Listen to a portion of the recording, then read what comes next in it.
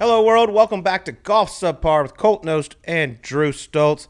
Sleazy man, I'm a little tired today, my man. Coming off a little week in Vegas. Long trip.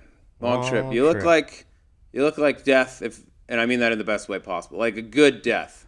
Well, I don't think that's very nice. That's a long, long ways. If death looked good, that's what you look like. 4 nights in Sin City. 4 nights, 5 days. But I'm here. I'm ready to rock. But first, we're going to go over to Japan. Hideki Matsuyama wins the Zozo by 5, which looked like, if you didn't watch the golf tournament, it looks like a little bit of a runaway, obviously winning by 5 at the end of the day. But it was actually a little bit of a battle between him and Cameron Dragali going down the stretch on Sunday. Yeah, Cameron Dragali took the lead on the back 9. On the 10th hole, made a birdie, took a one-shot lead over Hideki, made no more birdies the rest of the way, and then 2 bogeys on 17, 18. A little costly in terms of the pocketbook, and then Hideki made a few more birdies, eagle on 18, and then, against Cameron's bogey, it made it look a lot worse than it was. But it was close. And, Hideki going in, they were talking to him at the start of the week. He was coming off in Vegas the prior week. He's dead last in strokes gained putting. Didn't have quite the best week on the greens. And he said, if my game was a 10 at Augusta National, I'm a 1 right now. So just set the bar extremely low, and then bam, goes out, wins by 5. Yeah, so you never know. It's a tough deal for Hideki, obviously being the face of golf in Japan. Going over there, he is 1,000% the fan favorite. Pretty much every fan they allowed out there on the golf course was watching Hideki Matsuyama. And to go over there and get the W, you got to tip your cap to him because that's absolutely incredible. We were very high on him going into the week. But to go over there and get the job done when all the pressure's on you, you got to tip the cap to him. That was a hell of a performance. Like I said, you could see he was not confident in his game. I've never seen Hideki really show much emotion. He was kind of beating himself up a little bit out there. But at the end of the day, it's his 7th PGA Tour win. Now he's only 1 win behind KJ Choi for most wins by an Asian player. And I would go out on a limb and say he's going to pass KJ at some point. Good chance of it. Good chance. One more to tie the record there. But, yeah, his putter was so bad in Vegas, and then you saw him over there. I still thought over the putter, like he looked like he was thinking a lot. It seemed like he stood over the ball for a long time. But it worked, and it just shows how that stuff can switch, week in, week out. But if you look at him at Augusta and how much time he put in on that putter, and then look at him over there, nobody that I can think of changes his hand position as much with his putter as Hideki Matsuyama. His hands look so low. He's got to have multiple putters, I would think, and different lie angles so he can get the putter to sit flat on the ground regardless of where his hands are. But, it just goes to show he always does the, one-handed follow-through, and then the ball goes to 10 feet. There was a ton of that this week. But, when that putter goes, he's tough to beat because tee to green, he's a monster. Yeah, so congratulations, Hideki Matsuyama. All right, Sleaze, now it's time to go to Vegas. 5 days, 4 nights, Sin City. Went up and played with my buddy Ben Lamb, professional poker player and the member guest at Southern Highlands. Fantastic golf course, unbelievable well-run event. Had so much fun, but it didn't come with a price because I'm tired. But I'm going to perform, and it's going to be okay. But I'll take you through the little highlights of the week. Okay. By the way, very long member guest. Wednesday, practice round. Thursday was modified alternate shot. No, sorry, not modified alternate shot. It was a shamble. Shamble. Everybody tees off. You pick the best one. You play from there. Okay? We were actually in the second flight, believe that or not. That's nice. My man Ben Lamb carrying a 10 handicap. They had me as a +1. We missed just being in the championship flight by 1 shot, which I wasn't too upset about. No, I guess if you're at the top of your flight, you're giving shots to everybody else you're playing. If you're at the bottom of the championship, you probably get shots from everybody. But second flight, not bad to be in. Not at all. We go out, we shoot 9 under the first day. Then it's just true best ball on Friday.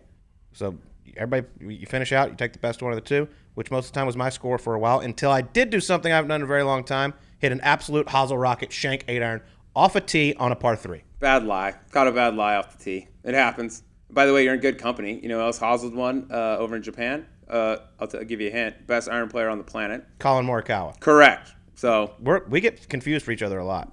Happens to the best of us. Happens a little hosel off the tee, a little different. You got a little perch there with the 8-iron, but that hosel can creep up on you, especially when your hands are trembling on the tee. Yeah, we like to get amongst it on this show, and where else? You got to live the brand. If we're going to talk about it, you got to go live it. Totally. So we end up shooting 9 under on Friday. We're at 18 under. We're leading our flight by 4. Winner of each flight gets into the shootout, which is the goal at the start of the week. Well, my boy Ben Lamb started getting a little nervous, started texting me a little too often, saying I need to go to bed, I need to get well rested. We're teeing off at 9 o'clock on Saturday morning, which, by the way, is really hard to do in Vegas. May or may not have convinced him the next morning that I ended up in jail. With the help from my good friend Jim Fernholz. Explain. I was like, dude, he's worried about me. I'm awake. I woke up at 6:45, ready to go, had a coffee. So I texted my man Fernie. I was like, we need to mess with Ben. Maybe call him and try to see if he can get the pro to switch us to the afternoon because you got to go bail me out right now.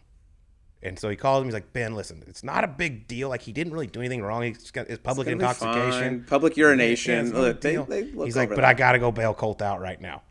And he's like, are you kidding me? He's freaking out. He's all upset about it and everything. He's texting me.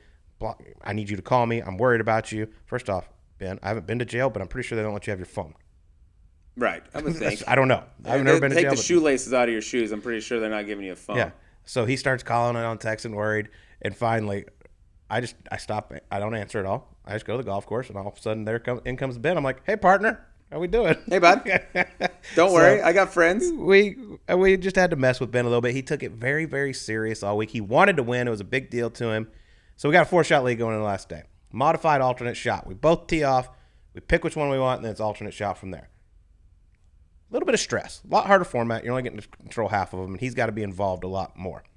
What does he do right out of the gate? Pumps it out of bounds. I haven't even teed off yet. Okay, we can play my tee shot. I haven't even teed off yet. He goes, Colt, all we got to do is make pars today. Okay? Thanks, Ben. Yeah, thanks. Great advice. 4-shot lead with 9 holes left. Got it. Taylor Montgomery, Korn Ferry Tour player, was nice enough to come out and caddy for us, and he just goes, Ben, shut the fuck up. Let's just play and see what happens. Like, Ben, it's going to be fine. We got it. We don't sit down at a poker table and tell you how to play. Exactly. I said, if I need advice on it when I need to fold, I'll ask you. Don't tell me how to play this game. So I hit it down the middle. He hits a wedge to like 5 feet. I don't even sniff making this thing. And he goes, yep, we're going to lose. We're dead. And he's dead serious. And I was like, dude, just relax. Go on to bogey the next hole. Go on. He's trying to lay up on a par 5 after my tee shot with a 5-iron. He dead tops it.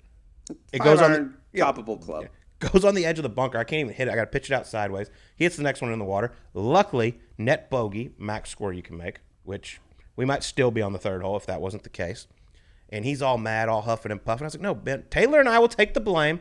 We should have told you it was 36 yards to cover that bunker you had to hit it over. That was totally our bad. Yeah, dude, you got to know. Taylor should know that as a seasoned professional. You always want the carry number. 39, got to know that. Need to know that. But we kind of rallied. We settled down. We made a couple pars in a row. Proceeded to birdie the last 4, though. So all was good. He was happy, smiling. Shot 2 under in the modified alternate shot format. Won our flight by 4, which is what we set him to do. He still wasn't happy because we had to go win the shootout. The shootout was a damn shit show, but it was so much fun. A lot of interesting shots were being happened. I don't know what I was saying. Like I said, I was in Vegas. You're tight right now. I like it. A lot of weird stuff was happening out there. It's not the most high quality of golf shots, but at the end of the day, it got down from 20 teams in the shootout to 3 playing 18, winner take all. We made par 5, which this par 5 was really, really tough because the 2 other teams from the flights they came from, they were both stroking. So Ben was stroking, but all 4 of them were. And it's par 5. It's 590 into the wind. Like, no one's getting it there. So it's basically like, just try to get it on grass, try to lay it up. And then, and I proceeded to miss a 12-footer for birdie, and we were out. But we finished third. How'd Lamb take that? Was he happy? He was a little disappointed. Yeah. He kind of shook my hand a little bit and said I enjoyed the week, but I'm not sure if he did. You're never coming back. But hey, we won our flight, did the best we could, but also got to meet someone very, sometimes when you meet someone and you're not really sure who they are, but you feel like an ass once you do. So we're big sports fans. We most know people. So we're on the first hole, and the last day we're playing with a guy named Lon and a guy named Dale. I was like, oh, nice to meet you guys. Lawndale. Sounds great. We're talking, going down the first fairway. They're super nice. I was like, Lon, where do you live? He's like, oh, I'm from Oklahoma, but I'm moving to Vegas. I just retired. I was like, oh, cool. What'd you do? He goes, oh, I'm a former coach. I'm like, you're Lon Kruger, legendary basketball coach, Oklahoma forever, Atlanta Hawks, yep, everywhere. I was like, yep, I'm an idiot. And I just walked away. Had a blast with them. Talked a lot about Trae Young, who he coached at Oklahoma. Mitch Richmond, who's one of his favorite players he's ever coached. Beast. But I always laugh when you meet people and you're just like, oh my God, I knew exactly. You're like Baby Lurch down at in Jupiter. Hey, bud, what's your name? Yeah, but I don't have a basketball podcast. Correct. That's a very big difference there. Very big difference there. But at the end of the week, it was so much fun. Got to meet a lot of cool people. My boys at Resorts World took great care of me. Vegas is Vegas, as you know. Always fun. Yeah, that's just 2 to 3 nights too many to be up there. So, yeah, come back home, get that IV in the arm, get dialed up. You also got double bag IV yesterday. What's that? Double bag of IV yesterday. Double IV. Yeah. That's good. So He's like, you want to just do another 98% liquid Sure. right now. Yeah, you can't shove enough needles in your arm right after you get back from Vegas. Okay. You know what I mean? Calm down. Also, on the good news, both of us got to use a new product in the golf world this past weekend that I was actually blown away by. So there's a ton of like launch monitors and stuff out there. Most of them, if you want a TrackMan or something like that, it's like, hey, you got 20 grand, 25 grand, you want to see how your ball flies? Nobody's got that except for these tour guys. But Rapsodo, both of us got to use that this past week, and it's awesome. It's basically like a mobile launch monitor. It runs right off your phone. You download an app. You get all your flight data from using it. I checked it out this weekend. A little disappointed. My club head speed. Going to need to ramp those numbers up. Rookie numbers. Yeah, and it's really helpful. Like, it's very mobile. It's small. You take it with you. Say you take it to a member guest where you might have been having too much fun. Like you said, your speed's probably not as high as you want it to be, but you can put that baby down on the ground right before you go out, dial in your wedges. Normally mine's about at 128. It was going about 111. 101. I lost about 28 miles an hour of speed. But the thing is incredibly accurate. It doesn't cost $20,000, which is fantastic. You can use it indoor, outdoor, whatever you want. And our guy, Mark Blackburn, 2020 PGA National Teacher of the Year. Who wouldn't listen to him if you're talking about golf? He's a part of the Rapsodo's advisory board. As the coach of both of us, and he has a big stable, we're probably the two prize pupils there. If it's good enough for Blackburn to use, it's good enough for us. But yeah, I just got this thing. I've never been a big like TrackMan to see all the numbers and stuff. A, because they're just hard to find if you don't have one. And B, I'm just not that much into it. And then I get one of these, and it's cool to see your numbers and like actually where you stand. And you are going to be get a little so bit dialed. Do you know how sick I'm going to be? It's a shame I just missed Q school. Well, you want to go get yourself one? Go to rapsodo.com/subpar and use code subpar at checkout for $75 off. rapsodo.com/subpar and use code subpar at checkout for $75 off. It's a no-brainer. Zero brainer. This is what everyone needs to launch your game into the next stratosphere. And speaking of subpar, before we get to the interview, cool deal this week for the both of us, right? So about a year ago, we got involved in a charity organization called Arizona Cancer Foundation for Children. This past weekend, while you're out drinking your face off and having a good time, we had the end of the year charity gala where we raise a bunch of money, do things like that. A year ago when they came in and we spoke with one of their young men that they were helping out, we had a sign in here. The subpar Very logo, similar to that just one right like there. That. Yeah, exactly. And every guest that's ever come through here has always signed that sign. And at the time when we got linked up with them, we said, hey, let us, give us some time. We're going to get this thing filled up. When the time comes, we'd like to offer this to you for your auction. Well, that was this past week. So go down there earlier in the week, present this to them, give them all the names. They're going to put it up for the auction, list it as an item and things like that. They put it out on their Instagram story. I grabbed it, you grabbed it, Subpar grabbed it. And within, 20 minutes, we had one of our listeners reach out and say, hey, I'm not going to be there for this thing, but I want to buy it. My phone rings. A gentleman by the name of Justin Gerstner. Great dude. A man who also likes to get amongst it. Good friends with Kevin Kisner, a bunch of the PGA Tour boys. Loves golf. Obsessed with it. He goes, dude, I can't obviously come there. I'm not in there, but would you sell it to me? I was like, it's not really up to me. It's kind of up to the charity, but let me see what I can do. He was so generous, threw out a nice price, took it. He goes, it's a one of a kind. I wish you two idiots' faces weren't on it, but you know what? I'm going to help out the charity, and I would love to have it. Can't thank him enough. Really, really cool thing for him to do. Thank you, Justin. Yeah, huge shout out to Justin. So I ended up emceeing this event. We had some of our guests were in the house. We had Max Homa was in the building. Ricky Barnes was in the building. Bones Mackay was in the building. There's a ton of people that showed up for this thing, and it was really cool. They raised a ton of money for Arizona Cancer Foundation for Children, which is an unbelievable cause, and just cool that a deal we got involved with a year ago, kind of through some mutual friends, and seeing the impact that it's had. But that was actually like a legitimately very moving experience being at that thing. Well, awesome. I heard you did a great job. Very, very proud of you, and always happy to help them out as well. But we do have a very fun guest this week. Good. Wow. He's been on the PGA Tour a very long time. He's won twice. He's won out at Quail Hollow. He's won at Riviera, two of the hardest golf courses on the PGA Tour, and has one of the best personalities. I just don't think he gets to show it enough. Not at all. Not at all. Like I came up playing the mini tours with him. He kind of progressed through all that. He's got a very interesting story. Actually stepped away from golf for a little bit, but like you said, 2 wins on the PGA Tour, but not a ton of people, I would say, know his backstory or his personality. And I would say this interview right here, top 3 or 4 most funny interviews we've ever had. It's awesome. You've probably seen him on TV doing the Gangnam Style dance and wondering who that guy is. Well, it's our guy, James Hahn. That's who. And this one is a lot of fun. But before we get to James Hahn, I got to tell you a little bit about Callaway. And did you know major champions John Rahm and Phil Mickelson both play the Callaway Chrome Soft X? Well, of course you did. Hope you would. It's the best golf ball in golf. It's incredible through the wind. It's amazing around the greens. It goes really, really far. I actually picked up some distance for it, which was nice because I need it, as you know, Sleazy. Yeah, with your 128-mile ball speed, but still you could use a few extra. But they got the standard Chrome Soft that offers soft feel and short game control, and the new Chrome Soft X LS is for players who prefer the firmest feel and lower spin on full shots. I like the LS because, like I said, it goes further, which is all I'm really looking for. And if you want to hit one through a wind, use that one. It is fantastic. You also might have seen a guy named Xander Schauffele do some okay things with the Chrome I've heard Soft. of him. I've heard of him. All right, well, Chrome Soft isn't just better for major champions, it's better for everyone. Find your Chrome Soft at CallawayGolf.com/ChromeSoft.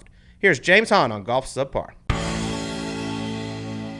All right, we got a beauty with us here today, boys. He is a two-time winner on the PGA Tour, a proud Cal Berkeley Bear, and he's made it very clear on Twitter recently, if you call him Kevin Na or Danny Lee at any event this year, your ass is getting tossed out of there. James Hahn, how we doing?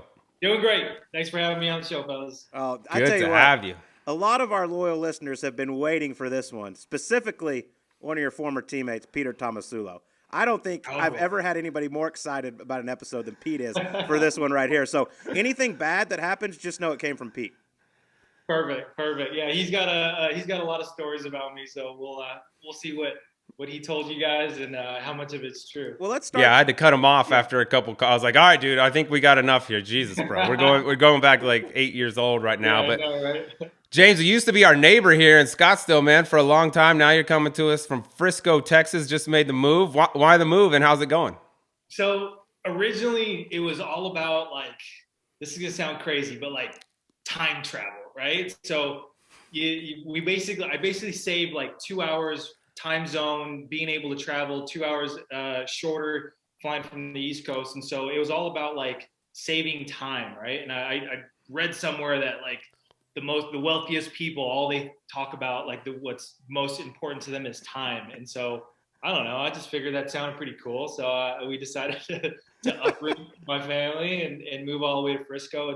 It's a nice spot. It's a little different.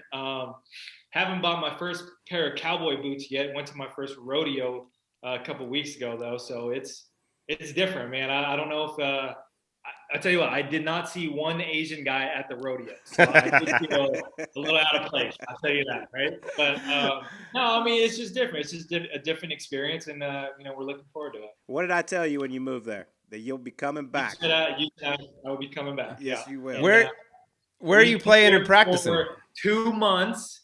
And yesterday with my wife, we had our first conversation of considering to move back. And you're not even in the winter yet. Nice. It's October. It's No. nice there right now. I know, right? It's just wait. 80 degrees outside. Perfect. We're talking about it. That's the best month of the year down there. Where are you playing in practice? I mean, you had Scottsdale National out here. You got all these spots. Where are you playing down there? TBC Craig Ranch. That's kind of my home here for now. Looked at a couple other golf courses, Old American, went up to General Creek, all these golf courses that, I'm just trying to find a good spot.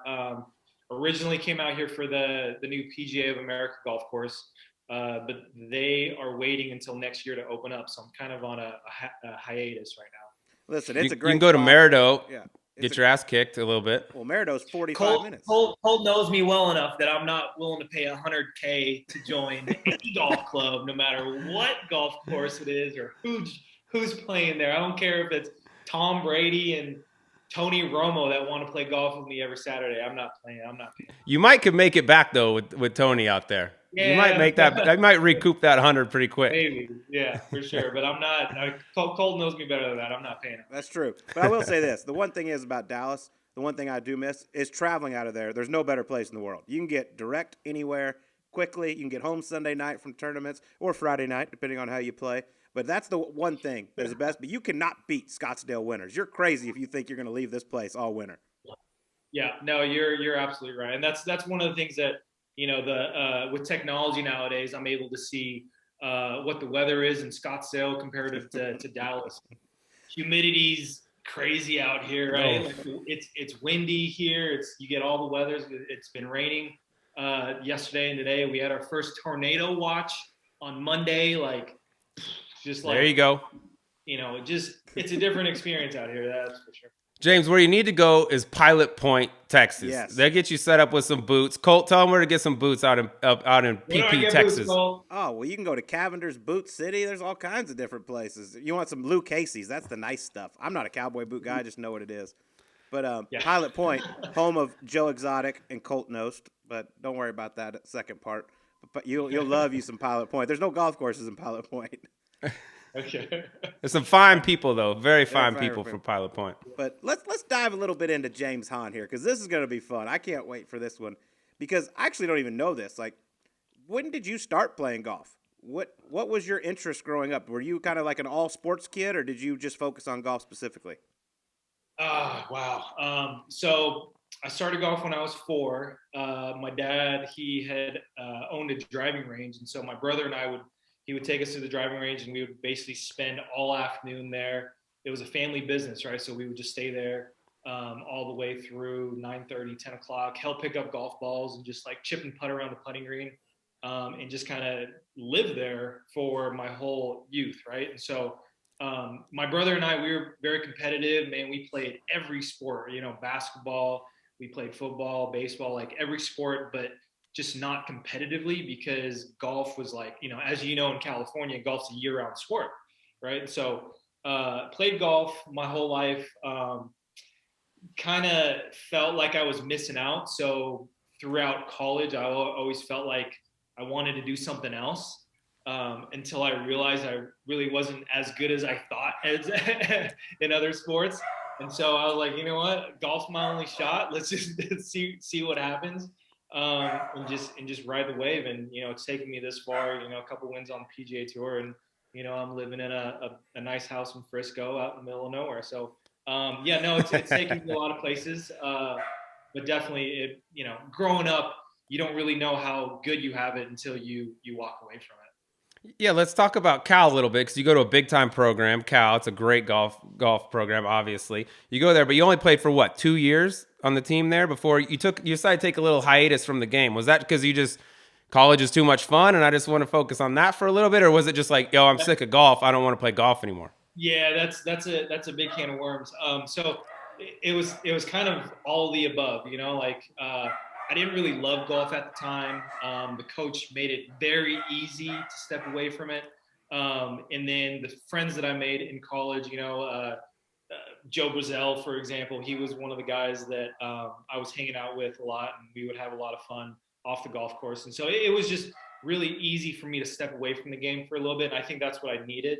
And then, saw Tom Sulo excel, and they ended up winning a national championship the year after I graduated. But as far as like my experience in college, I played my freshman year. I remember I had qualified for the first, for the fall series in college. And I told the coach straight up in front of like everyone, right? The whole team. I'm like, you know what? I don't think I want to play this season. I just want a red shirt. And he kind of looks at me like, no. Like, I tell you what to do. You don't get to make the decisions around here, right? And I'm like, no, I kind of wanted a red shirt and like go out to these frat parties and like hang out and just, do what everyone else does. And, Thomas Sulo, basically everyone else was redshirting their freshman year. And I'm like, I felt like I was missing out again, right? My first year in college. And so he had made it very clear that I was traveling to the next golf tournament. And so my whole freshman year, I felt like I missed out a lot, right? Because I was always practicing and playing in these golf tournaments. And then Pete would tell me about all the parties that I was missing on the weekends. And so, sophomore year, just didn't really have it. Didn't really want to play as much. Just wanted to focus on academics, as well as extracurricular activities. And, it just kind of one thing led to another, and I ended up quitting the golf team after my junior year. It's one of the things I probably regret now, because it would have been pretty cool to finish out my senior year playing golf. So you step away from the team and obviously competitive golf. At what point did you get back into it and decide to try professional golf? It really wasn't until, so I had graduated college, graduated in 4, and then I was like, you know what, I'm going to turn pro and prove everyone wrong, right?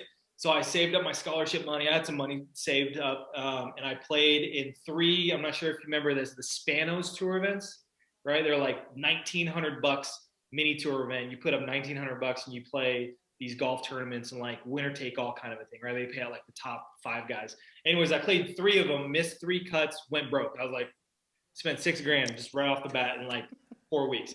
And I was like, this might not be for me. So I ended up, I quit again, right? This time because I ran out of money. And then I saw Pete graduate college. So he won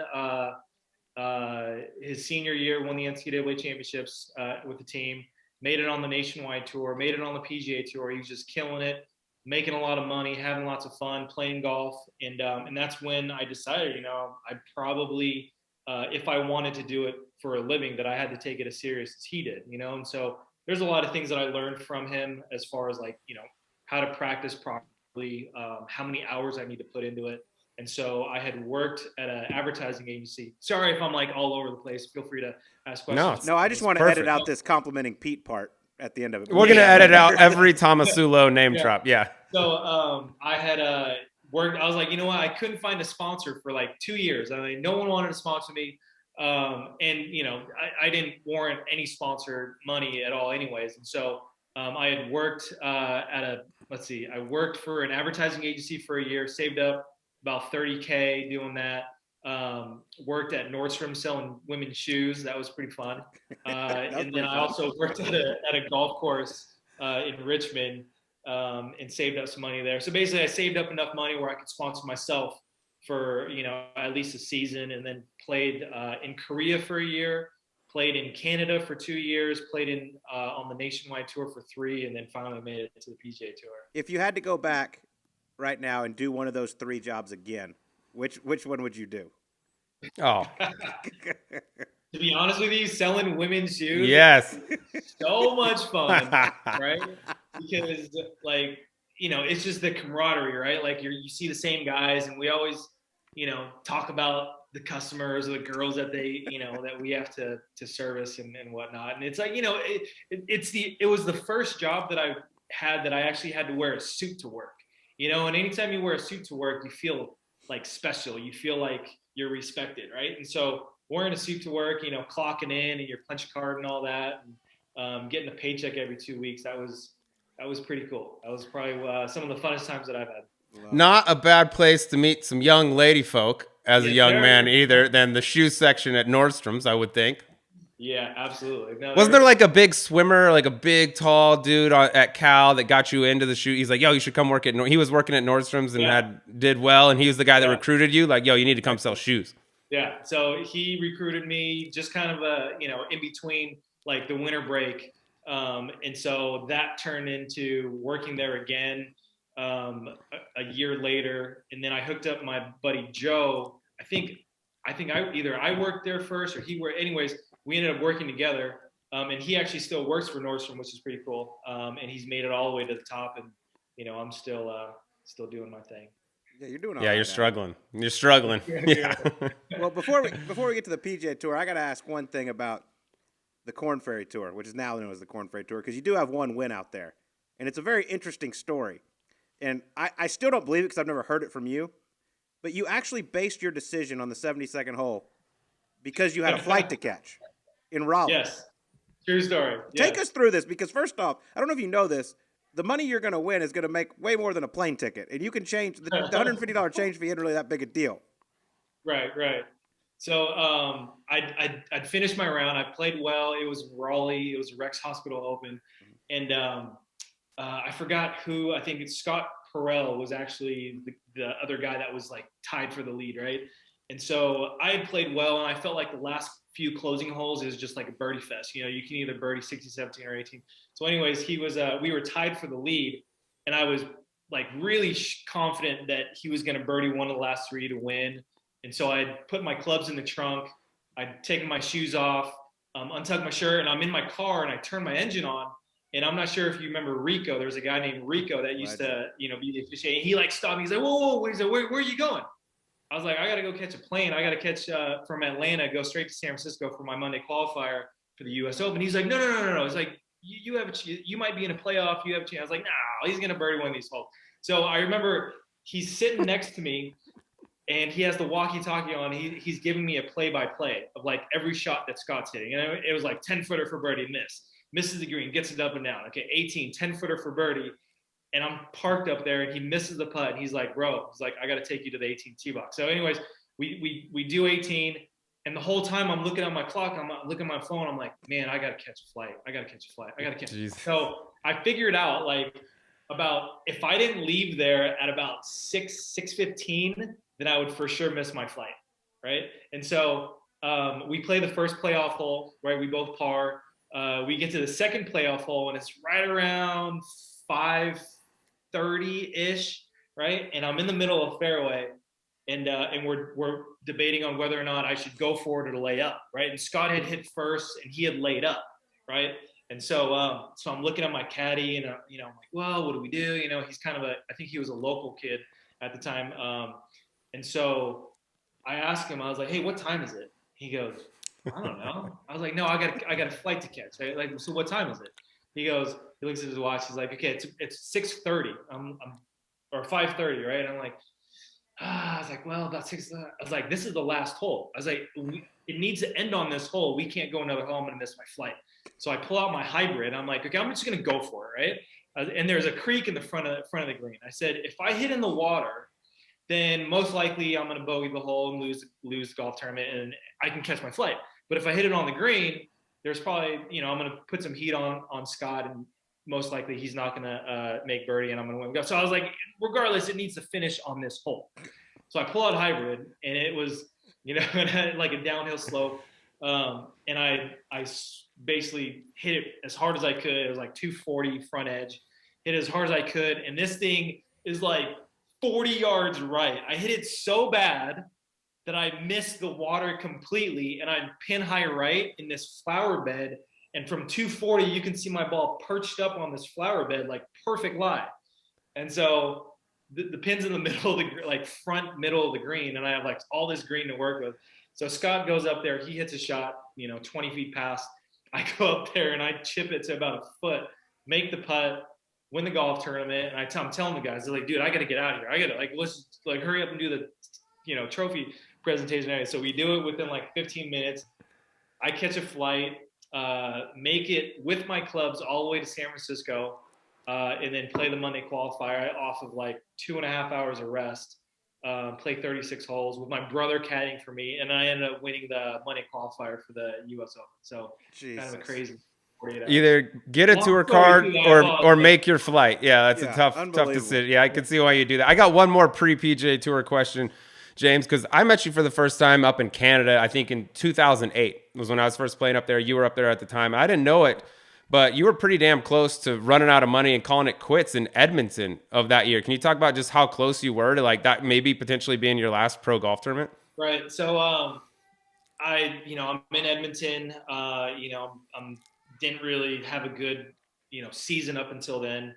And I remember, going online and see like how much money I had left on my credit card, see how much money I had left in my bank account. I'm down to like, less than $200. And, I'm sitting in my hotel room, and my roommate was out practicing and kind of doing his own thing. So I'm sitting there like just having a reflection, just like a self-reflection, just like a moment to myself. And I'm just thinking about like the whole season, like how did it come down to this? I'd like saved up a year's worth of salary and all the, time that I and energy and effort that I saved into, being able to afford a whole season. Now I'm running out of money. Like, how did I get here?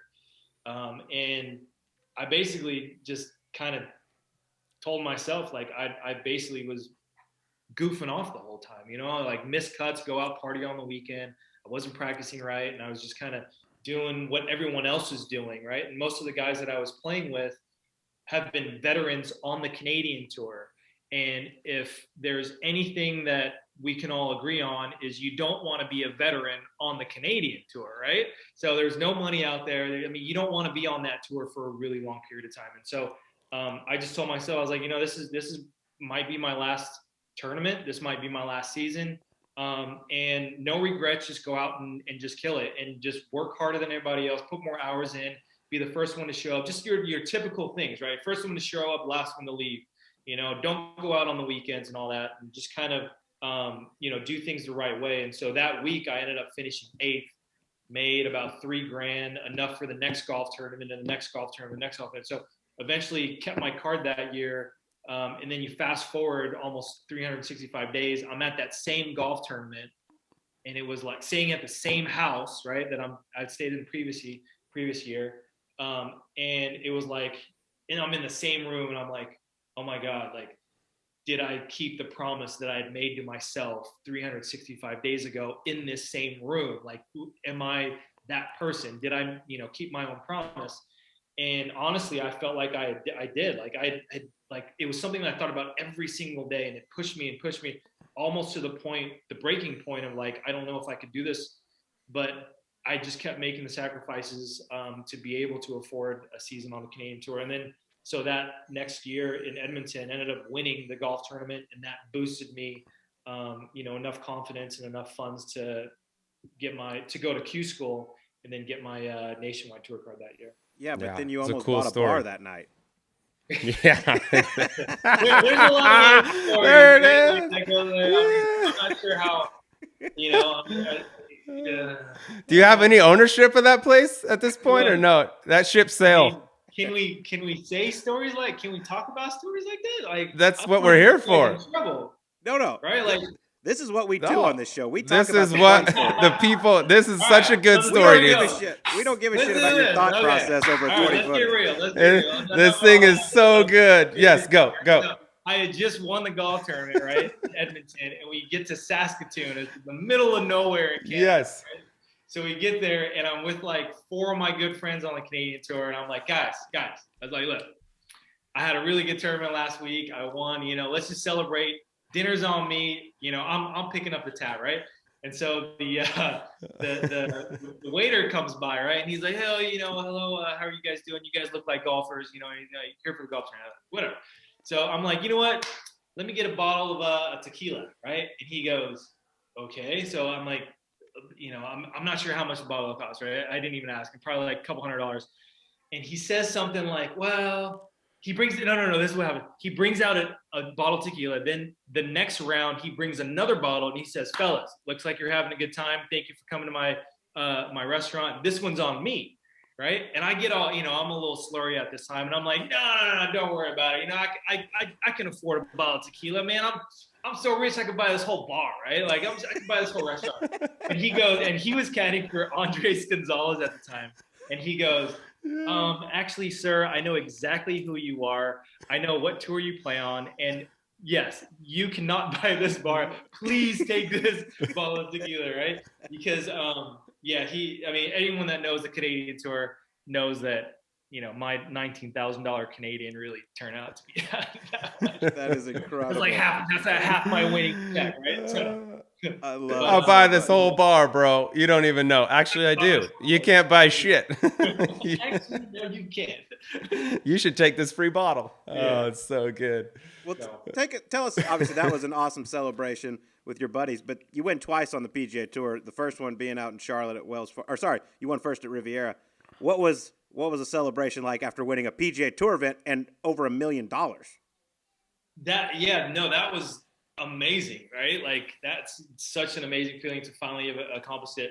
And so, I had gone out with Matt Jones and a couple friends that weekend, and my wife was pregnant at the time, right? And so Stephanie was pregnant, and so it's a Saturday, and she wasn't supposed to be due for at least another 2, maybe 3 weeks, right? And so we go out on a Saturday, the weekend after I had won, and I'm coming home, and I'm like, I got, anyone that knows me knows that I like to, what's the right word? Puke. When I drink too much. I like do a nicer puke. word than that, but puke. Okay, so I like to puke when I drink too much, and so so I'd come home with like puke on my shirt, like 2:30 in the morning. She's like, James, it's like, we're about to have a baby.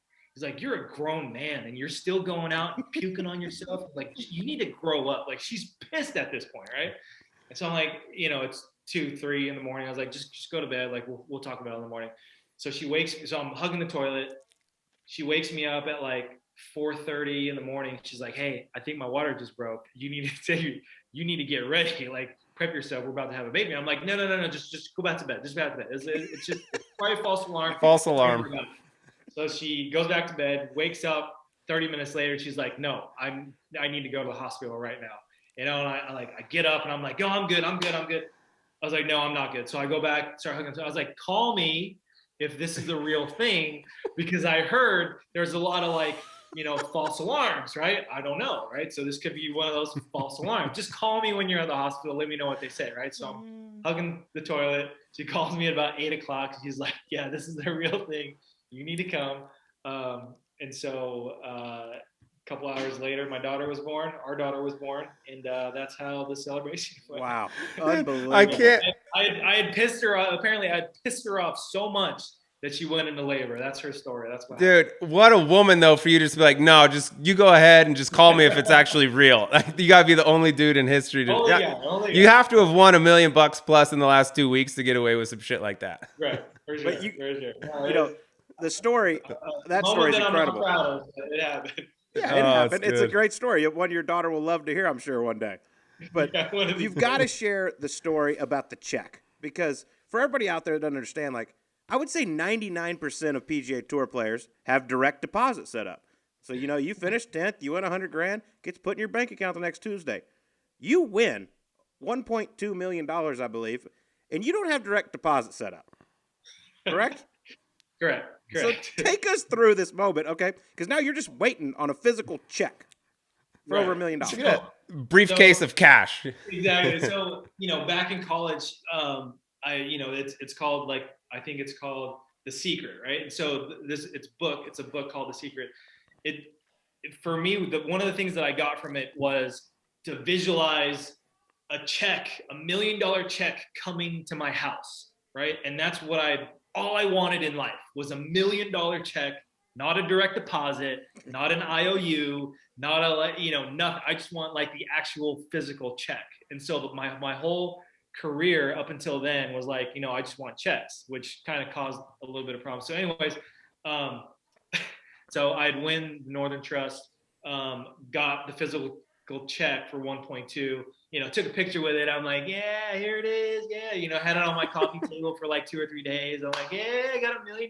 So anyways, it comes time to deposit the check. Right. And I'm like, I just put it in my glove compartment, no big deal. So I think 2 weeks had gone by, and my wife's like, she's like, how long does it take for them to clear $1 million check? I'm like, what are you talking about? She's like, yeah, you went to the bank a couple weeks ago and the check still hasn't cleared. It hasn't hit our account yet. And I'm like, oh yeah, about that. Yeah, hold on. Let me go run an errand real quick. So I left $1 million check in my glove compartment in my car for 2 weeks, and I totally forgot about it, right? So I go straight Jesus. So I go straight to the bank, and I go to Chase Bank, and I fill it out. And the first thing she says, she goes, she laughs at me. She's like, it's like, you wrote $1 million on this check. Like, no. The decimal goes like the two other. And I'm like, no, here it is. Right? She's never seen $1 million. Like, who walks in with $1 million check? So I give it to her, and she's like, oh. It's like, okay, I need to see ID. And I go, hold on one sec. I forgot my wallet in the car. Hold that check. I'll be right back. So I go straight to the car. By the time I come back, there's 2 guys in suits, and they're like, hello, Mr. Hahn. How are you doing today? How's your afternoon going? Oh, yes, we're the Chase private client, investment strategists over at, the Chase side. And they were like, oh, yeah, we'd love to talk to you one day. Let's book an appointment. I'm like, look, I just want to cash this check, please. So ended up cashing the check. But since then, I've gone direct deposit because it is a lot easier. Yes. But yeah, having a check in the glove compartment doesn't quite sit well. That's my dream, is to one day have enough money to where I just forget about $1 million check. I'm like, oh yeah. Whatever happened to that old thing? Where'd I put that? Right, Whatever. It's a write-off. A guy a few years ago had $200 to his name and then forgets about a $1.2 million check all of a sudden. God, you PGA Tour players are so big time. Oh, that's true. All right, here's a real golf question. Since you've won, your 2 wins, Quail Hollow, Riviera, some big boy yards, why do you think your game sets up better on these big venues? Gosh, to me, I don't know.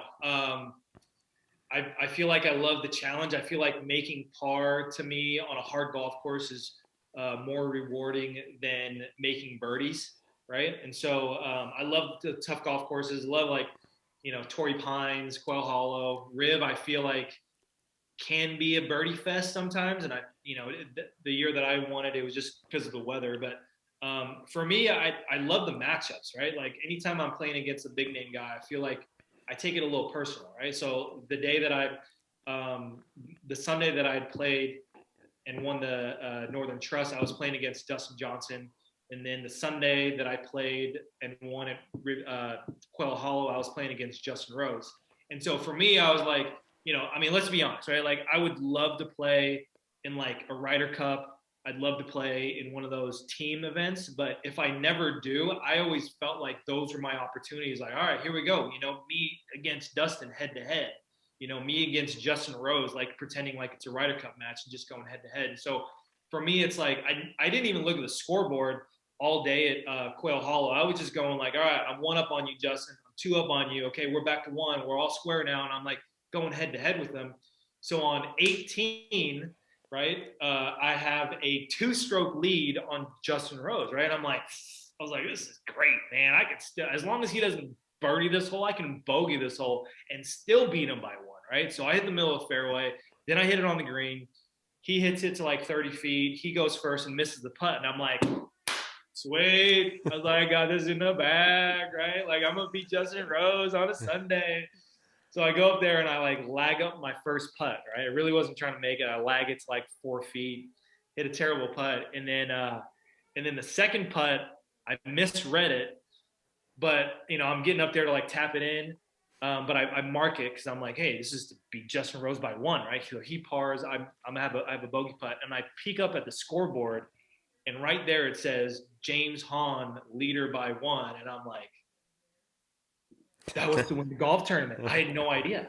And so I'm like freaking out, like, are you serious? So I have like a little 1-foot tap in. I'm like marking it, lining it up, like doing all my whole routine because, it was kind of a big putt at that point. And so Roberto Castro ended up making par on the last hole. We go into playoff and I beat him in the playoff. But the whole time I wasn't even thinking about winning the golf tournament. I just wanted to beat Justin Rose. Well, I hope you look at leaderboards now. Yeah, no, I do. My God.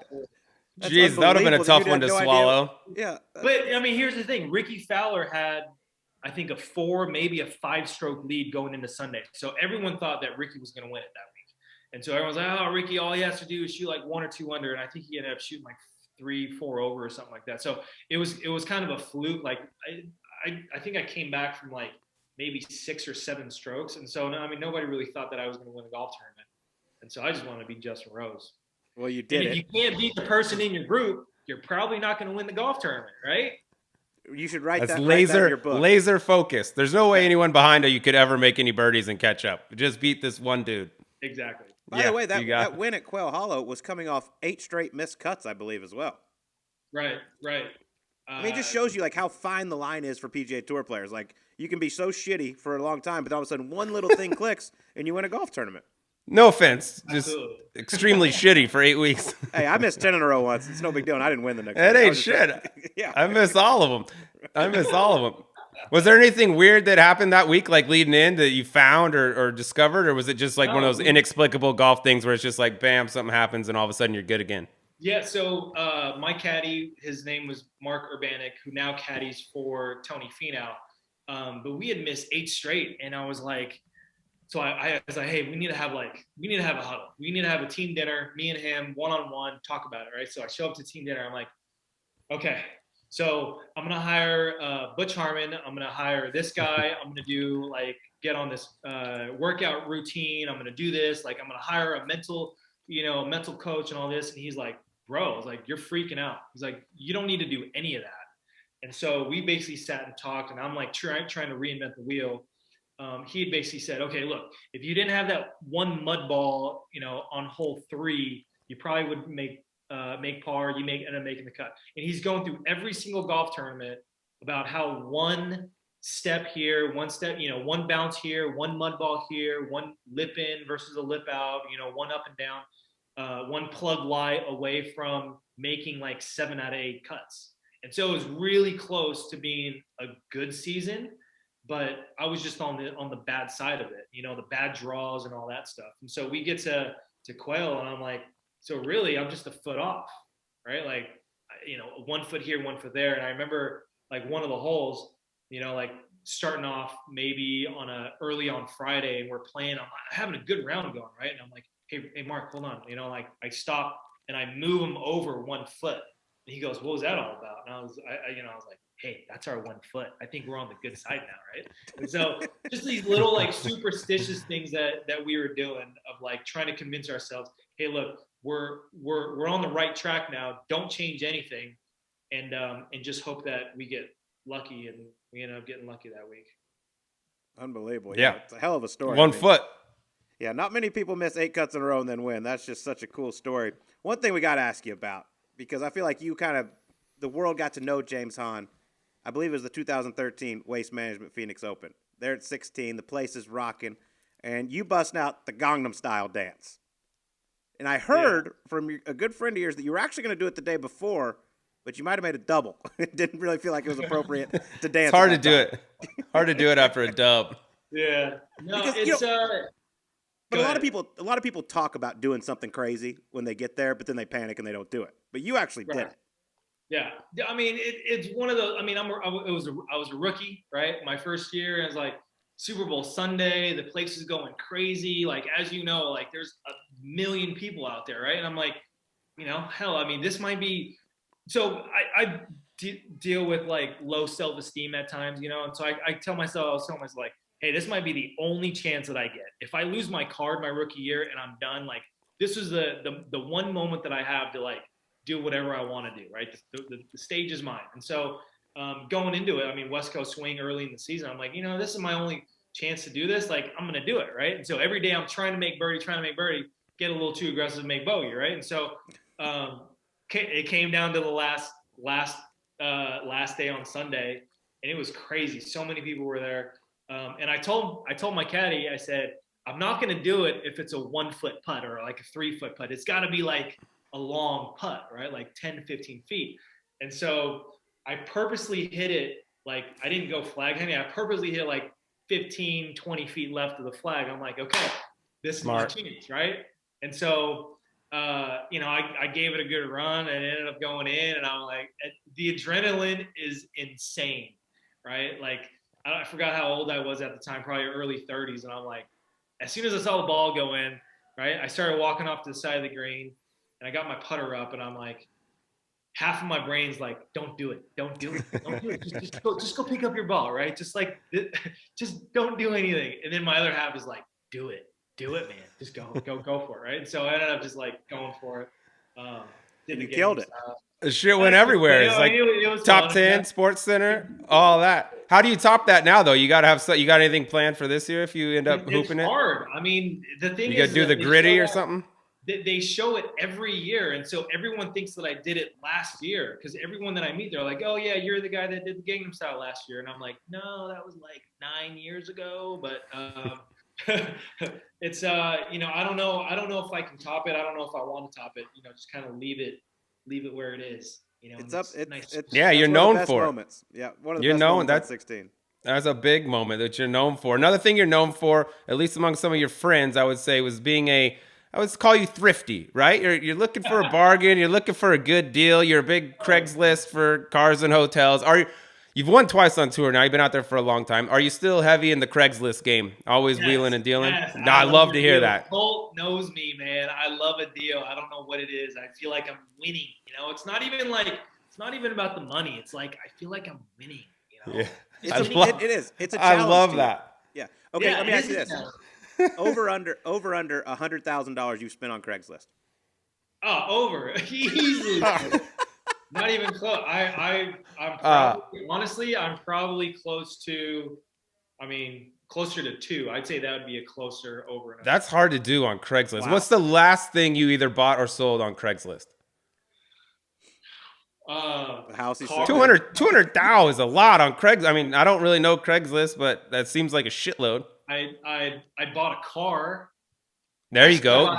Good place to buy a car. Yeah, I bought 2 cars, right? And so Peter said 3.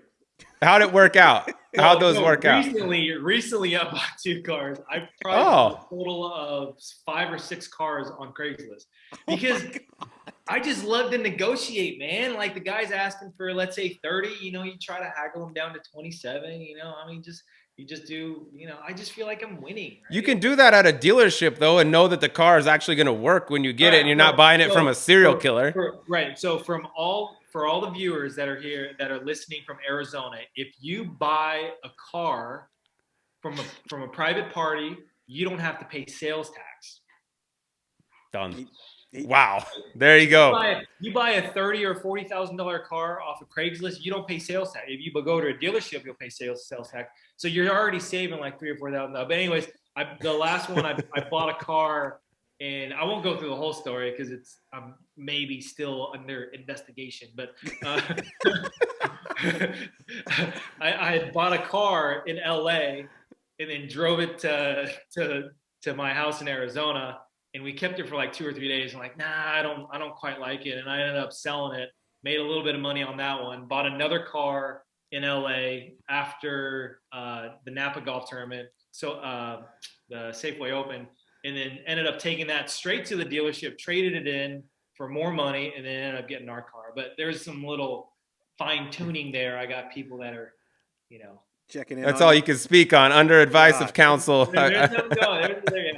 That mini tour DNA never leaves, bro. It never leaves. When you look for a deal, it's always in there. I mean, I'm just looking for a good deal. I feel like, I'm 4 or 5 under in life right now. Just the back 9. You're just making the turn. I gotta get around going. Well, I love it. I know you like to, get your hotel rooms on Craigslist or price line your hotels. We had Gino Bonelli on here, who's a caddy for Joel Damon, as you might know. He's got horror stories from trying to save money and stay at some places. You're a tour player, so I would hope it'd be a little different. Give me the worst place, since you've been a PGA Tour member, that you have stayed hotel-wise. Oh, I remember we had just finished a golf tournament in Jack's place, right? And so Muirfield. So the weekend after, the Monday after was a Monday qualifier for the U.S. Open. So I have my wife, our daughter, who was maybe 1 or 2 at the time, and then my caddy going to another golf course. And it's like 2 or 3 hours away from Muirfield, right? And so I was like, you know what? I'm gonna take care of the hotel situation. I got a good deal on Priceline. I got a 10% off coupon off of an express deal. It's like I got it. Don't worry about it, right? So I booked this hotel, and they claimed to be a 3.5-star hotel. But when we had checked in, I think my wife started crying, and she's like, "There's no way, like you live like this." And I'm like, "What do you mean?" I was like, "Look at the mini fridge, right? Like this place is clean." And she's like crying. She's like, "I refuse to stay here." And then I get a knock on the door, da, da, da, da.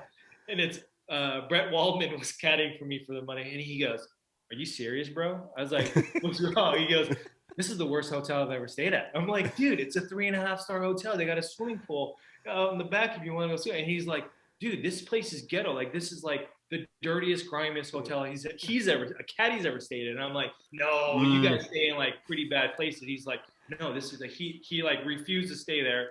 My wife is crying, and I'm just like, "Hey, it's just for one night. I feel bad, but yeah, we've had a couple of those situations there. 3.5 stars. It's got a pool. Yeah, there's a dead body in it, but yeah, it's still a pool. Don't worry. Let's But are you still cutting your own hair? Your hair looks good, by the way, dude. It looks it's lined up nice. Yeah. God, I love that. We both cut our own hair, James. Let me see your hair, Cole. What you got? Anything Think of all the money y'all saved. Damn. I got my headphones on right now, but it's shiny. It's tight. Honestly, it's tight. What it is, and I don't want to be, stereotypical or anything, but I got Asian hair, and Asian hair is hard to fade. Like, it's not your typical, like, you go up with the comb and you cut. You got to, like, blend it. And a lot of barbers don't know how to blend. And I think after my golf career, I think I'm going to open up my own hair cutting school because it's a fine. It's nice. It's very symmetrical. That's hard to do. Yeah, I've done it a couple times in the past in a crunch, and it didn't. Yeah, it ain't there. It's like it's you got to blend it right. Yeah, so I love it. Well, Sleaze, one thing you don't know about James is when we were out on the PGA Tour, we had, or he's still out there. I'm not, obviously. But we had when we used to play. we had an unbelievable game. Him, myself, Peter Tomasulo, and Luke Liz. We played this stupid game where first person to say hi to each other each day. Okay? I heard about this. Yeah. This game got so competitive. So if whoever was first got $5 from everybody. So it was borderline. It would interrupt your practice, and you would pay attention to other guys' tee time to go around and strategize how you could be the first person. You'd be walking down a fairway and you hadn't seen the guy all day, and you just yell over at him just to win $5. But it was the most fun we ever had. And James was by far the worst at it, just so you know. Damn, James. I thought you were a friendly dude. So it started off, right? So Tomasulo and I, like, we were just having dinner, and I'm like, hey, I was like, you know what kind of irritates me on this tour? I was like, people, like, we have locker rooms, right? And like people that you're right next to week in and week out, like you see them, you play with them, like you practice with them, but they never say hi to you in the locker room. And that pissed me off. I was like, I see these guys every day and they don't say hi. And I'm like, hey, Brian, what's, and they look and they blew. I'm like, are you serious? Like, you don't even say hi to people. So I told that to Pete, and I'm like, hey, we should have a game. I was like, whoever says hi to the other person first gets $5. The other person has to pay $5, like cash. And so we're like, all right, that's a good game. But little do we know that it would last like, what, 4 or 5 years? Like, it lasted a long time. Like, it lasted a long time. Like, we still played it every once in a while, to this day. But yeah, it's a fun game. I mean, my best memory was like, I'm in Springfield playing a golf tournament, and I hit my approach shot, and I'm on the green. I'm walking up to the 18th green with my putter, and I see Pete warming up. And so, like, I run over to the driving range, and I sneak behind a tree, and I go, hey, Pete! And I yell out. The whole range turns around, like, what, like, he really just wanted to say hi. You guys are really good friends. Yeah. And I run back, and Pete's just like, oh, man, yeah, you got me. Like, kind of that inside. There's a lot of dumb shit that goes on out there. You got a lot of time together. You got to figure out a way to make it entertaining, and that's what we did. Yeah, $5. That's shit. That's worth a lot. $5, tax exempt. Exactly. No sales tax on that either. Who was the Brian that wasn't saying hi to you? Sounds like Brian Harmon, right? Falls right by Hahn. Is that Brian Harmon? Is he not saying hi? Come on, Brian. You want to call him out right now? No calling him out. Brian, dude, we got to get Brian saying hello a little bit more. We'll talk to him. Yeah, like, we'll seriously. fix this. We'll fix this. You're gonna get a it. really cheerful hello. Yeah, it had to be Harmon. It's right next to Hahn. Brian Gay's close. Oh, that's too. Yeah, you might be sandwiched by Brian's. Yeah. All right, that's great. You're gonna get one from Harmon. All right. All right. Let's get to the E9. I think, Sleaze. I think it's time. We can Yeah, go you started 7 off. hours with James. I know. I kind of want to, but you start it. All right, we do this with everyone, James. E9, 9 fun questions about James Hahn. We'd ask this one to everyone. You can trade lives with anyone, dead or alive, for a day. Who would it be? You. Jesus, that's not true. That is not true. Yes, I want to be you for a day. Woo. You're going to puke a lot. You're gonna save money on haircuts and on shampoo. I know, right? I mean, wait, I want to, Colt, one day I just want to spend money how you spend money, please, right? Like, I just feel like you go. There's a reason I have 3 jobs, right? Right. But you make it look so much fun. It is fun. It is fun. It is a lot of fun. That's the first time anyone has answered either myself or Sleaze. Yeah, I'm still waiting. I'm waiting for somebody who's really fucking depressed with their life. All right, next one. Here's another good one about par 5s. Do you still play a game of paper, rock, scissors, decide whether you go for the green in 2? This was all time, by the way. I do not. That one didn't turn out that well that day. Tell that story, though. It's so good. Tour championship, a good friend of mine, Dongy, was caddying for me. And he's the best. He was, like, adamant about, like, laying up. And I'm like, no, I'm going to go for it. He goes, that's what's wrong with you, man. You always want to go for it. I'm like, no, that's what's wrong with you. You always want to lay up. We're arguing. We're like, he's like, I'm not letting you hit the 3-wood. I'm like, well, I'm not hitting an iron. And we're sitting there and we're like, we look at each other, we're like, paper, rock, scissors? He's like, yeah. Okay. So it's on TV, too. Yeah. It's on TV. So we end up doing paper, rock, scissors. I win, and I'm like, yeah, I get to hit my 3-wood, right? So I pull out my 3-wood. There has never been so much pressure to pull off a 3-wood when you just won a paper, rock, scissors, just to prove to your friend that you were right. So I ended up hitting it way over to the right, goes in the water. But I ended up getting up and down for par, so it was kind of like it ended up being a good story. But The announcers didn't know what to do. They're like, "Well, Jim, it appears we're playing a game of paper, rock, scissors. Could you confirm this down on the ground?" It was so they had never seen any shit like that before. So good. Oh, Dong Lee, what a guy too. Dong, dude, he's the best. Yeah. All right, number 3. We mentioned earlier, you're always looking for a deal on hotel rooms. You've won twice on the PGA Tour. You got plenty of money. Each week, the tour sets aside a block of rooms. How many wins is it going to take before you actually pay the tour rate and just have your agent book a room? Never. Jesus. That's terrible. So That's terrible. That's terrible. That's terrible. It's like half last off. week, we played the Shriners in Vegas. The tour rate for the Red Rock was like $219. I price lined it with the 10% off coupon for $90. Why would I pay? Why would I waste money like that? It doesn't make sense. It doesn't make sense. And I told the guys, I told the PGA Tour guys, like, hey, I should be your negotiator for like the tour hotel. I was like, you guys are ripping off all your players. I was like, I could save you easily $200,000 in just like hotel fees. I was actually kind of mad about that. But what if you're trying to get the Red Rocks? What if you'd have gotten something else? No. I'm so good at it. I can tell you exactly what hotel you're going to It'll see how many stars are in the area, and if it's the only one, then you know. See, yeah. knows? I mean, it's a guarantee. Like, I'm so good, Cole. I can tell you exactly what hotel. For $90 $90 and $219 a night, that's a big difference. So I'll give it to you on that Huge one. difference. That's a lot of hands of blackjack. Yeah. A little different. Yeah. A little different than your friend's wedding where you saved $15 and stayed 5 miles down the road away from everybody. Yeah. Lil Dicky needs to get you on the remix for Save That Money. You'd be good on that remix. Talking about how to price line. All right, number 4. Can you please explain the difference between 5 Guys and 10 Guys cheeseburgers? Yes, I knew. I was hoping you'd remember. Oh, jeez. Five Guys is your 5 Guys, right? Right. And so, some people just can't admit that I can eat 2 5 Guys, which is really a 10 Guys, right? I'm like, I can eat a 10 Guys. And so, Pete and I had a couple bets of how many 5 Guys I can eat, and I'm a legit 10 guy, right? Like, I can eat 2 5 Guys cheeseburgers. Like, that's no big deal for me.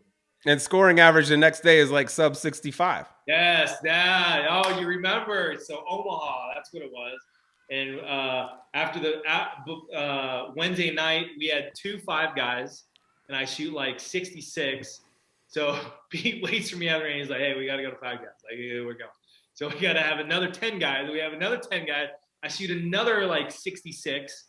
So, hey, we got to go to 5 Guys. So I have another 10 guys.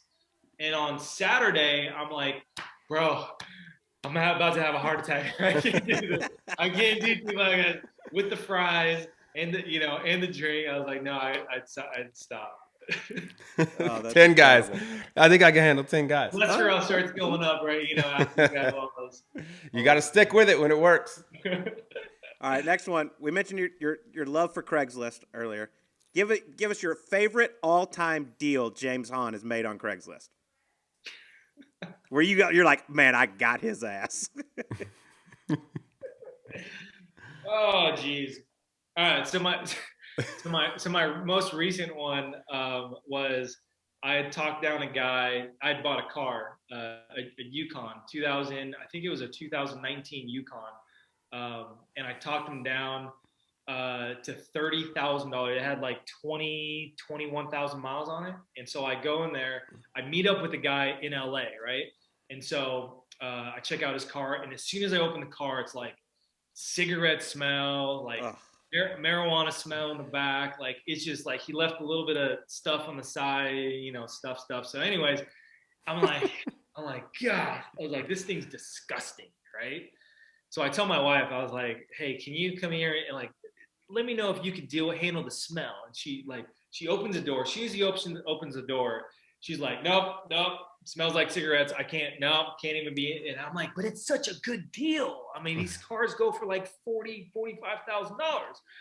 She's like, no, it smells like cigarettes. I was like, but it's such a good deal. I was like, come on. So I was like, you know what? I'll take this one. All right. Let me just take this one real quick. So I ended up paying actually he cut it down another $1,000. So $29,000 for the Yukon. I drove it straight back to Scottsdale, right? So the next morning, I got like all the windows open and I'm washing the car, like detailing the inside and everything. And she comes out, and as soon as she opens the door, she like shuts the door. She's like, James, the whole garage smells like cigarettes now. Like, just get rid of this car. Like, this is the worst purchase you've ever made. I was like, I just spent an hour like detailing and waxing it. Let me just pull it outside. So I pull it outside. My neighbors come over, right? I just spent about an hour and a half detailing it. My neighbors come over, like, oh, hey, got a new car. I was like, yeah, got a new ride. So she opens up the wife opens up the trunk, and she's like, whoa. She's like, is that what I think it is? I'm like, what do you smell? She's like, is that marijuana? She's like, I smell weed. I'm like, she's like, did you buy a drug dealer's car? And I'm like, I was like, you can smell that? I was like, no, I just spent an hour cleaning it, right? So then the husband comes around. She's like, yeah, this is nice. He opens the side door, and he goes, whoa. He's like, that smells like cigarettes. And I'm like, all right, I got to get rid of this car. I bought a drug dealer's car, right? So I was like, all right, I got to get rid of this. So, so I go straight over to the dealership, and we ended up, long story short, they ended up giving me a good trade-in value for another car. Ended up making my money back on that car, and then ended up buying another car. So, a lot of hustle. There's a couple things I can or cannot say, depending on but once again, the investigation. You've won twice on the PGA Tour. Take it, Yeah. take it to a car wash and have a dude clean it for you. Yeah, a pro could probably knock that off, dude. Right. No, but this thing was like, it was in it. It was in, like, it was. Do you get headed in the lining and everything? Do you get extra money on the trade-in if it's El Chapo's former smuggling car? Guys, this was Chapo's. This is you need to. This trade's at a premium, bro. Yeah, I mean, it did have some markings of a illegal activity here and there, but Allegedly, right? Yeah. Oh God, I love you. All right, here we go. I'm gonna test your shoe game skills, see if you still got it, because I think we got about 98% male listeners of this pod. So let's say there's some fellas out there looking to buy their ladies a nice, something classy shoe for a special occasion coming up. What's the James Hahn recommendation? Stuart Wiseman's definitely come like right off the bat. Those are like the $300 and $400 like wedding shoes that you wear once or twice ever, and then put them in a box and like store them off to the side. So those are definitely the top. Can you get those on Craigslist? Yeah. Do they need to go to Nordstrom, or can they Craigslist that? 400 get a lot. You can probably get it for $68. Be able to get them on Craigslist. Okay. All right. Perfect. All right. Stuart Wiseman. Yep. All right. All right. Next one. Yeah. There you go, fellas.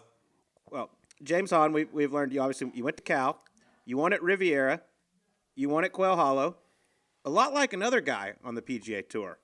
Right. Our friend Max Homa went to Cal, won at Quail Hollow, won at Riv. Like, what's he doing? Can you confirm that he actually has posters of James Hahn in his room? He 100%. I've heard this rumor, and I just wanted you to confirm it.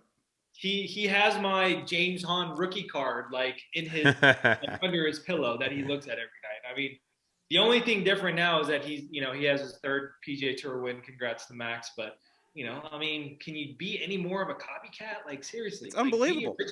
Be original. Right? Identity theft is not a joke, Max. It wouldn't surprise me if next year he all of a sudden wanted to do the Gangnam Style on hole 16 at TPC Scottsdale. It wouldn't surprise me at all. He probably just bought your Tahoe. Right, exactly. Okay, last one from me. You touched on it a little bit, but what is a more embarrassing place to vomit?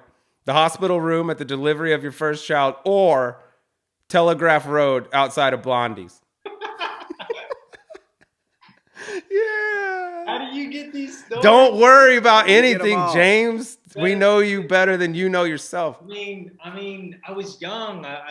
People make mistakes, man. People just need to forgive, right? Like, it just happens, I mean, for those of you that want to hear the story, I mean, you got to get the demons out.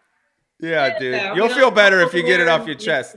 Some dude was like, "Hey, man, jingling his change." He's like, "Hey, can you spare some change? Can you give me a tip? Can you give me a tip? I need." I'm like, And Oh yes. I'm like, you want a tip? I'll give you a tip. Here, put it right here in front of me.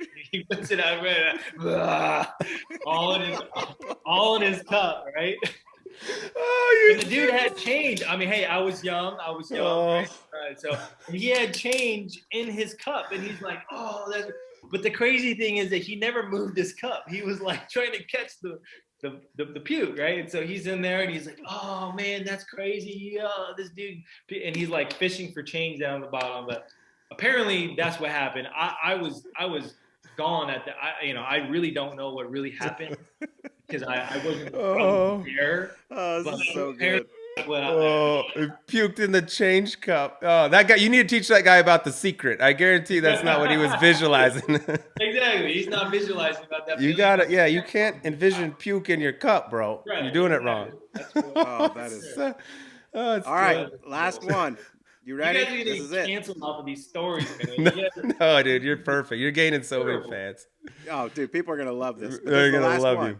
Ready? I need you for this one. All right. What hurt worse? Your multiple hole playoff loss at the Sony Open to Patton Kizzire, or when the fake club promoter ripped you off on Craigslist? This is a good one too, dude. This is my favorite. It's a great one. I mean, do we have time for this story? Yes. Yeah, dude. This do it justice. Do it justice. So it was I'm planning my bachelor party, right? And so we're all going to Vegas, and I'm like, oh, perfect.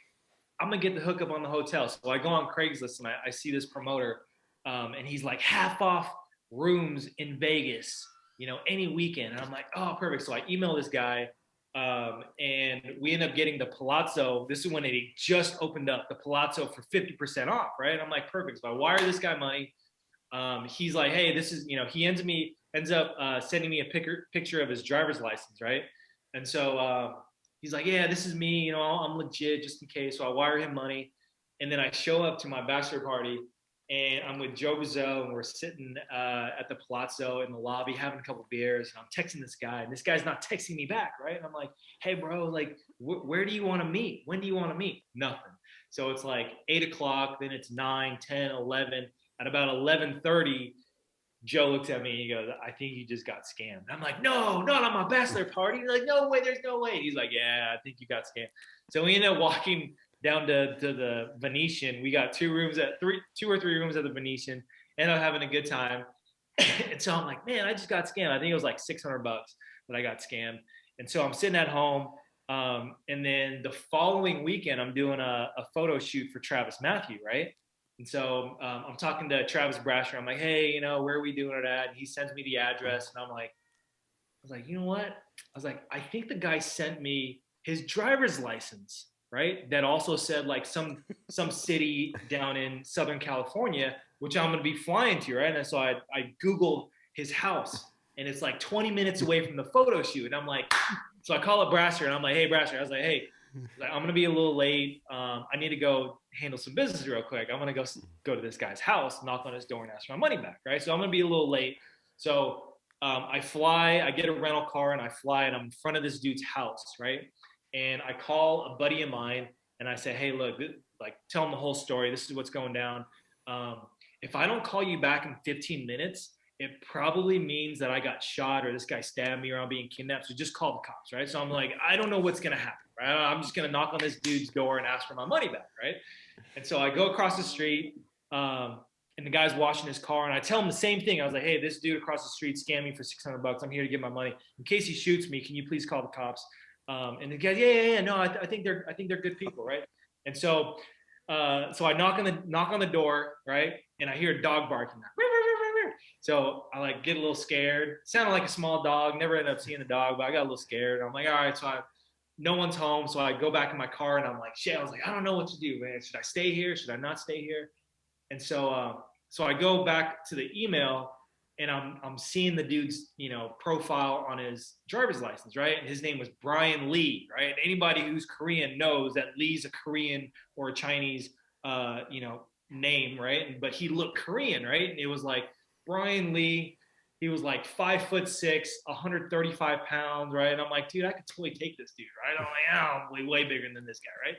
And so as soon as I sit down and I'm on my phone, I see a truck pulling up, a pickup truck that pulls into the driveway. Okay. And then this dude looked like he was like 6'4", 190, almost 200 pounds. And I'm like, damn, Brian grew. He got big and small. I was like, I don't know if I can take him, right? So I'm like, it's just me and him. So I was like, this is my chance. I was like, all right, I'm going to go get it, right? So I close my door and I run up to him. And I was like, my best chance is if he doesn't get out of the car, right? So he opens his door and I pin him inside. I'm like, hey, man. I was like, hey, you know who I am? He goes, no. Like totally like calm, casual. I was like, does James Hahn sound familiar? He goes, no. He's like, who are you? I'm like, man, you stole $600 from me, man, for my bachelor party. I'm here to get my money back. And he goes, wait, what's your name again? I was like, James Hahn, man. Well, I'll be emailing you. Are you Brian Kim? And he goes, no, I'm his brother, Michael. Right. And I'm like, oh, well, let me tell you what happened. Your brother took $600 from me and I'm here to get my money back. And he goes, no, really? And so I let him out of the car. And so I'm talking to him and he seems super nice. And he ends up calling his brother, right? He's like, yeah, we'll get to the bottom of it. If he doesn't give you your money, I'm going to make him give you your money, right? So he calls him on the phone. And while the phone's ringing, I'm telling him, I was like, hey, tell him the cops are at your house too, right? Like just feeding him all this stuff. So he goes, hey, Brian, so the cops were at our front door. He said you scammed some guy from like a Vegas hotel rooms or something like that. Like what's going on? And he goes, yeah. You know what? Let me call you right back. So he hangs up. 2 seconds later, my phone starts blowing up. He calls me and I pick up and I'm like, hey, what's going on? I was like, oh, so you finally return phone calls. He goes, totally missed. I lost my phone. Sorry, forgot to get back to you. Da da da. And he's like, yeah, I'm gonna give you your money back. And I was like, you know what? I was like, yeah, I want my money back. I already called the cops. They're probably at your front door, knocking on your house right now. And so, long story short, I talked to the guy. His mom ends up coming in, right? And now that I know they're Korean, like you got to bow to your elders, right? So the mom comes in.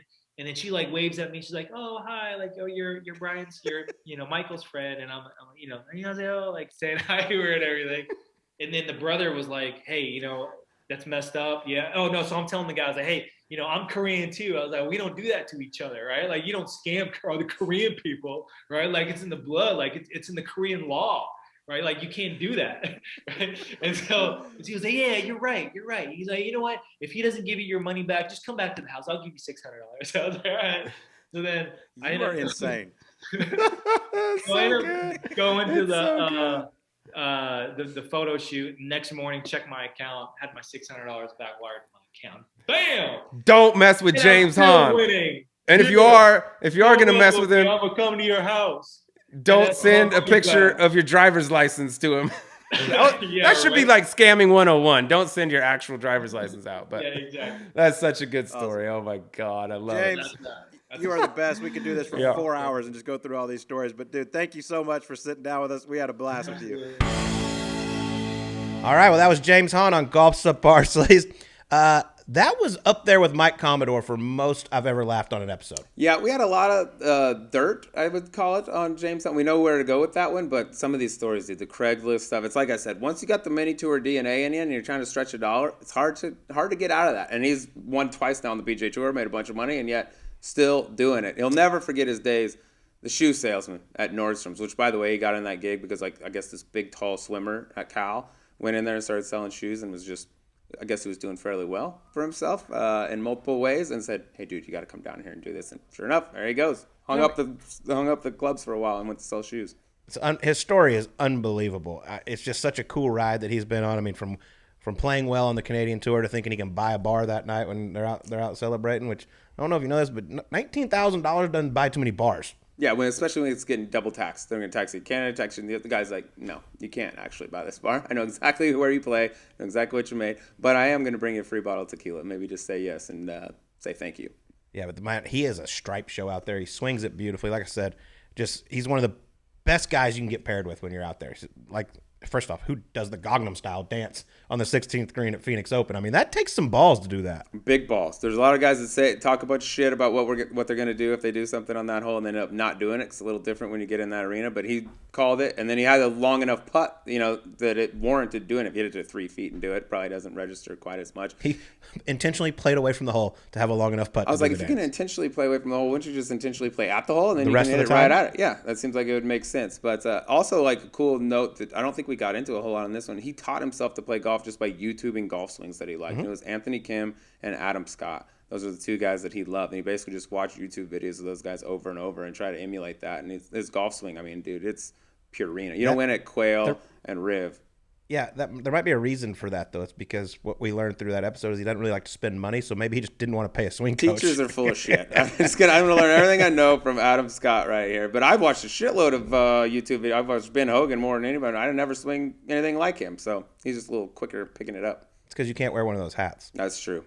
Yeah, that and a couple other things, but yeah, more or less. But that was a good one, man. We stayed afterwards and talked to him on Zoom for an extra 15 minutes. Just he's crazy, but he is fun to be around. And he got a little subpar boost this week, little top 15 for him over there at the Zozo. Shout out James Hahn. Yeah, We'll take it. No big deal at all. But chalk that up. But we are looking to do more with our guest sleeves. We want them to win. We pick up a lot of wins out there. And we actually did give all of you out there a winner with FanDuel this week. We picked Hideki Matsuyama to get the job done over in Japan, and he did.